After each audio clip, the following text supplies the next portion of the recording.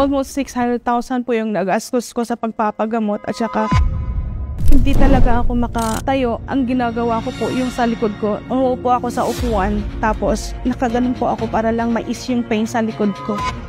Hindi ko po matanggap sa sarili ko. Hindi siya madali. Naisip ko, paano na yung anak ko kung sakaling mawala ako o kaya 2019, meron po akong nakilala na Chinese doctor. Sabi niya, makakatulong po siya sa akin naturally. Bayad po sa kanya is 200,000.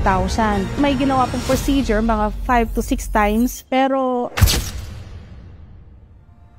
ako po si Josephine Delico, 44 years old from La Trinidad, Benguet. Nag-umpisa po ang lahat noong 2008. Ang lifestyle ko po dati, pumapasok ako sa work, nasa Bureau of Fire Protection po kasi ako. Na-assign ako sa Baguio City Fire Station. Medyo busy po kasi doon, mga inspection ng buildings, pagpaprocess ng mga business permits. That time, hindi po ako masyadong nakakaihi dahil sa busy sa work nga po. Kulang din sa tubig, pinipigilan ko po yung pag-ihi ko. Nagkaroon po ako ng matinding lagnat, nag-last for a week. Nagpa-check up po ako at nasabi po ng doktor na may UTI po ako. From then on, naggamot po ako, nawala naman po. 2017, nung nagbuntis ako, naramdaman ko na di maganda yung pag-ihi ko. So nagpa-check up ulit ako, bumalik yung UTI ko, that was 2008. Kahit na nagagamot po ako ng antibiotic, hindi pa rin po nawawala ang sakit hanggang nanganak po ako ng December 2017 ay nagpa-check up ulit po ako sa doktor at doon po nalaman na meron po akong kidney stone.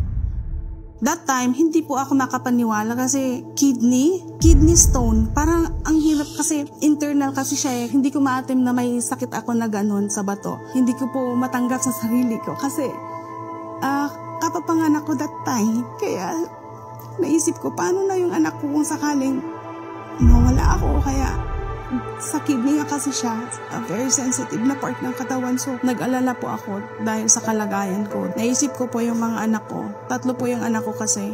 Lalo po yung bunso ko. Maliit pa lang po siya. Naisip ko kung paano ako magtatrabaho. Paano ko magagawa yung mga trabaho ko. Dahil sa sakit ng likod ko.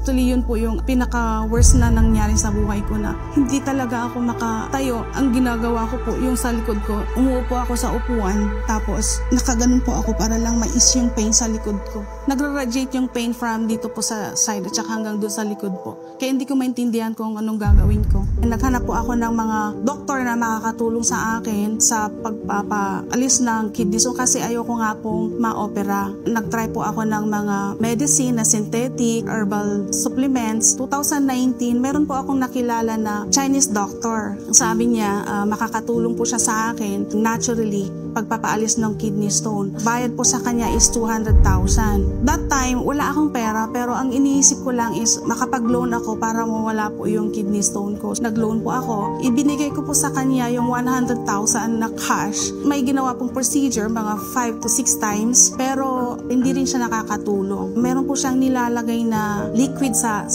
puwet. Nagbabawas po ako ng freely. Wala din pong nangyari. Nakikita ko parang lumalaki pa din yung bato. So wala akong option talaga. Bumalik ako sa doktor tapos ang sabi, ang way talaga para maalis yung bato ay operation. Hanggang 2021, kasagsagan pa ng pandemic, nag-decide na ako na magpa-opera kasi nga sabi ng doktor, kung hindi ko pa paalis yung bato, hindi ko pa papa-opera, ay baka lalong masira yung kidney ko at baka tuluyang maalis ng buo. Naapektuhan po ako mentally and financially kasi nga po sa lahat ng mga napuntahan kong doktor, as in na-drain din po ako nun kasi sa loan lang po ako maasa talaga para makapagpagamot. Pag yung sa sahod lang po ako hindi po siya kakasya. Kaya maglo-loan po talaga ako. Hindi siya madali. It's draining talaga kasi nagpapaaral din po ako.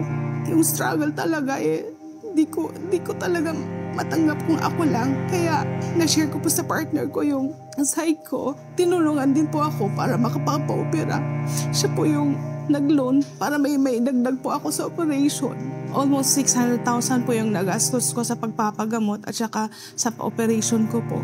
Sa operation ko po, natanggal po yung bato sa right kidney ko po. Pero yung sa left side ko po, since bilateral po siya, may naiwan nga po. Mayroon po yung naiwan na 0.2 noon. Pero habang tumatagal po, ay lumalaki pa din po siya.